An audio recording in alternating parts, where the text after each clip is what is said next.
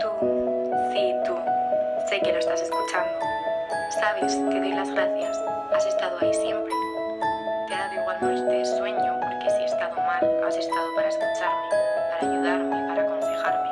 Porque no te ha importado tirarte más de 10 minutos escuchando audios eternos donde lo único que hacía era darle vueltas a algo que realmente no tenía importancia.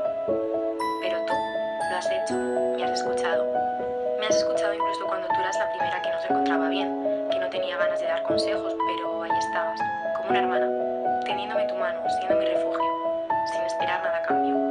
A veces creo que no me doy cuenta de la suerte que he tenido encontrándote. Y es que siento que a veces no soy consciente y me quedo corta con las veces que te doy las gracias por haber aparecido, por ser mi suerte. Y es que a veces nuestra alma gemela no es el tío o la tía que nos gusta, que nos tiene locos o nos tiene enamorados. Yo creo que no hay mayor alma gemela que una amiga, que tu mejor amiga. Esa amiga que quizá al principio cuando le conociste no te cayó del todo bien, o igual sí, pero que al final lo que era impensable ha pasado, se ha convertido en tu inseparable. Y es que daría todo por ti, por esa sonrisa